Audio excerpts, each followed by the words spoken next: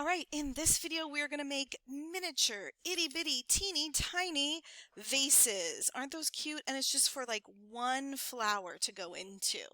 And so I have some before they're fired, after they're bisque fired, and then after it's glazed. And clearly this was a big old mistake because it glazed to what it was sitting on. So this is what not to do. But we're going to use some just random glazes that I have in the classroom. And were donated to the class. So first we're going to start off by making the itty bitty teeny tiny mug or vase, and it is 2.5 inches. This one's 2.5 inches. This one might be a little bit taller. This is more like 3 inches, but that's the size we're going for. Okay, so what you're going to do is you're going to get a little bit of clay and you're going to make it into a ball. This is about a little bit bigger than a golf ball, but pretty much the size of a golf ball.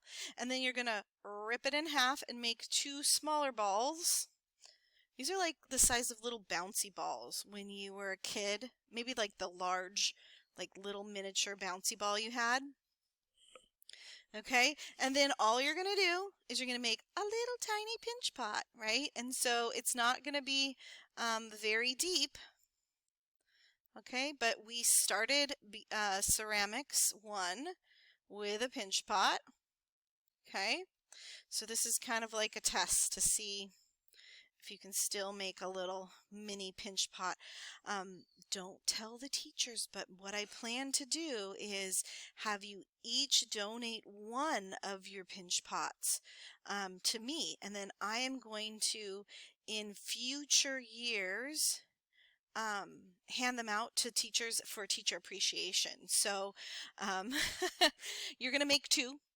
1 you can keep and 1 you're going to give to me. And I've made 2 little miniature pinch pots. They're just like little dishes. You can see how tiny they are. And we're going to score and slip the edges.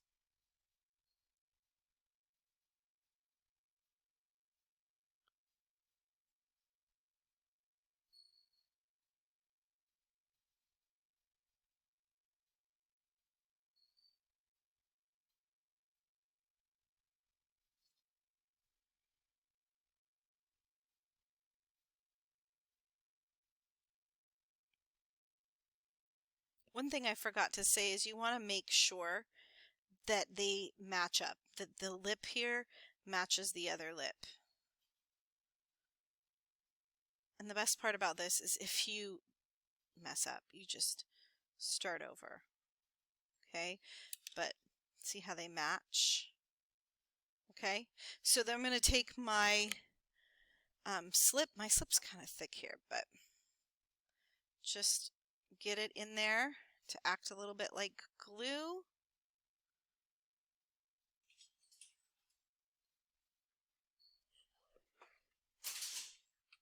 Okay, I got interrupted. Okay, so I put on slip here. Got a little dry. Okay, just on one side. And then we put them together and we match them up and squish them together. Right? Push them into each other. Okay, take our popsicle stick or really anything that has a flat edge, right? And we're going to try to seal that seam. And we're going to try to erase it so you can't tell that it was there. That's the mark of a really good pinch pot vase.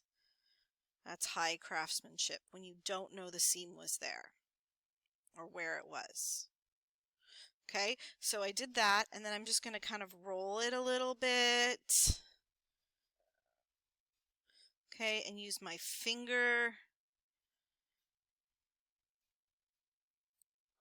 to smooth out, and then I can start kind of using one of the paddles to shape. And you can see here I have kind of a pear shape here, and then this is like a pear shape upside down. See, pear shape upside down. Okay, you can have a round shape. This one's a round shape. I think I'll make a round one.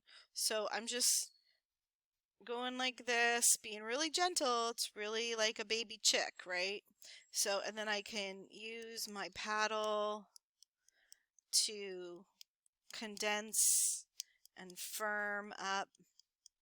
I want to get that little bit out of there. We don't, or smooth it in or something. Okay, and I can shape the bottom if I want it to taper.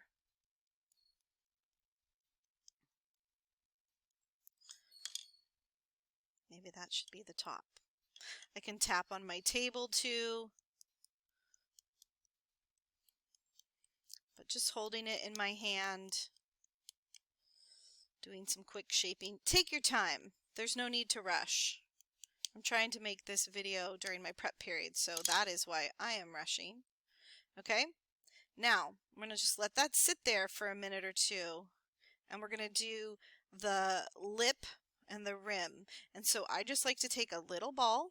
Here, I'll move this over to the side.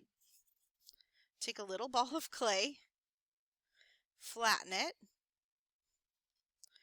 It's like a little button or something. Put my skewer through, all the way through.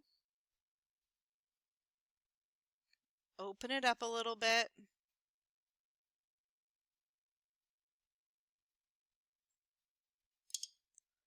Okay, this part here, I'm going to just peel back this part here and score and slip. Remember, when you're scoring both sides. So I'm just going to make kind of a big patch here where I'll score. We do like a crosshatch. Add a little bit of slip. Put this guy on. Do a little wiggle. Put a little pressure. Wiggle, wiggle, wiggle, wiggle, wiggle. Then I can take my skewer and go all the way through the vase and make that hole a little bit wider. We want it to be like a one stem vase. So one flower goes in. Another thing that's helpful is you get a paintbrush and you put it in your slip water. And you can seal this edge and smooth out with your slip down around this edge. Just helps it smooth out. You can go on the inside too if you want to, because you want everything to be super smooth. That's another mark of a very good pinch pot vase. Everything is so smooth, okay? So we might use this for another step. So then we want to make a little coil for the bottom.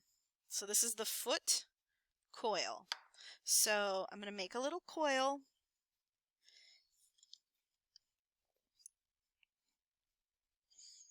And all of this is done in real time. So however long this is taking me is how long it is taking me. I am not fast forwarding. Okay.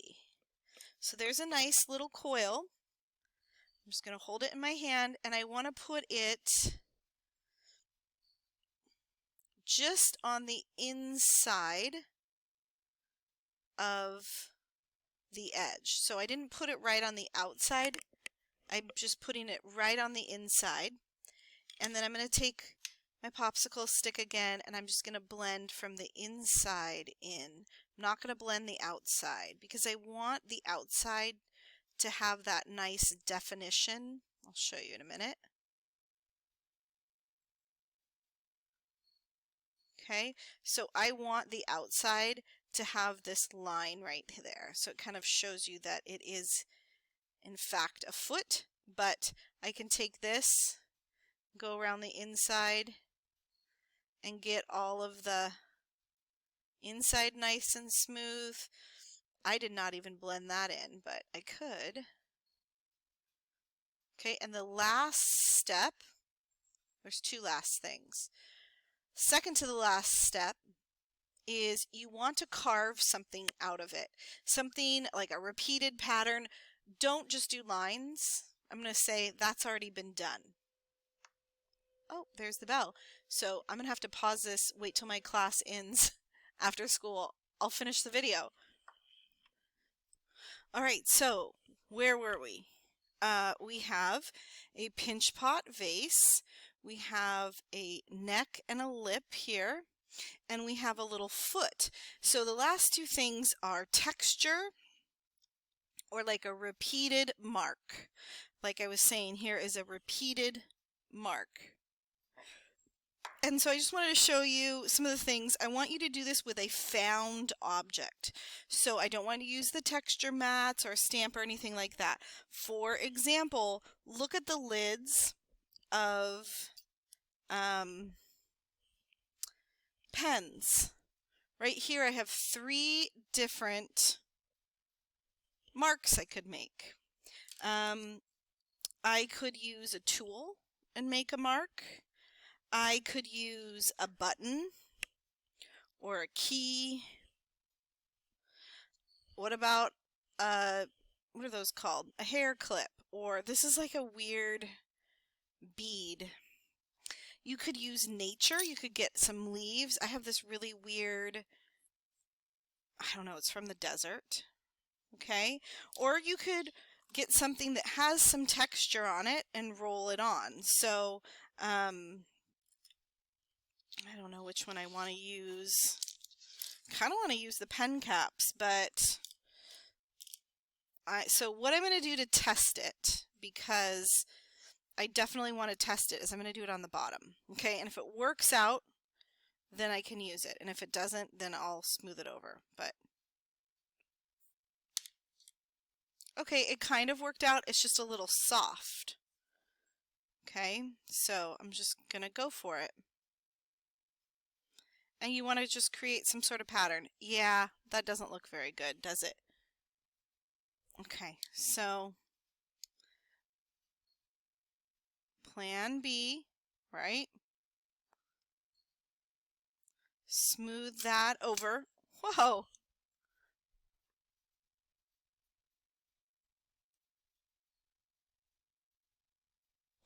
Okay, plan B. I'm going to smooth that over here.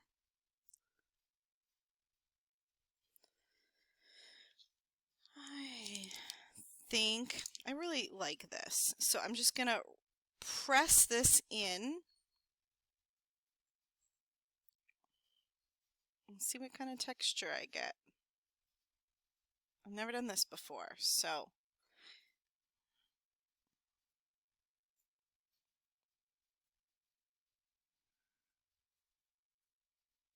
ooh, that is super cool texture. Look at that. So I could leave it like that, or I could go in and press some more. Some texture up here.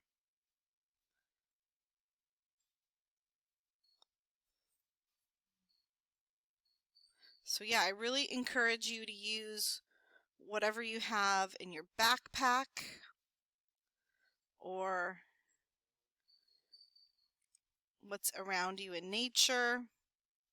So then I'm just going to let this dry. And it is important that you put your initials on the bottom, right? Because we're all going to be making 2 of these. And so you want to claim yours. So I'm just going to put my initials here.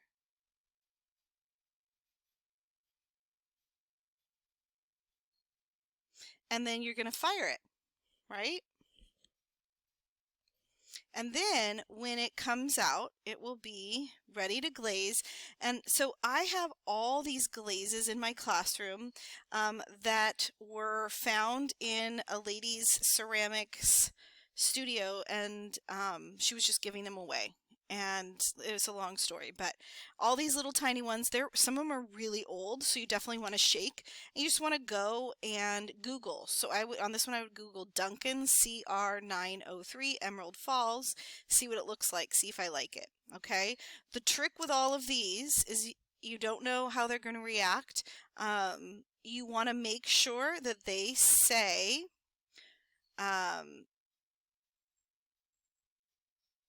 fire to shelf cone 06, 06, not shelf 5, or 6. Okay, that 0, 6 is so important. I can't tell you how important the 0, 6 is, because that is what we fire ours to. I don't think that's gonna see 0, 6. Okay, so you want to make sure you see that on there. Fire to shelf cone 06. All right, and if it says anything else, don't use it. It also tells you how to use. So like this one says, for third coat, stir crystals into remaining glaze and apply. Large amounts of crystals should not be applied near bottom of piece. Okay, so this one's really going to run. All right, so you're just going to follow the directions and we'll see how it goes. I might put like this on the top half and this on the bottom half. I really don't know, but and then one of them you're going to give to me, and I'm going to give to the teachers in the future as a little gift. So shh, don't tell them, like either for teacher appreciation or for the end of the school year or something like that. And one of them you're going to take home. Okay, so cute little bud vase, mini vase, itty bitty teeny tiny vase. All right, okay, thanks for watching.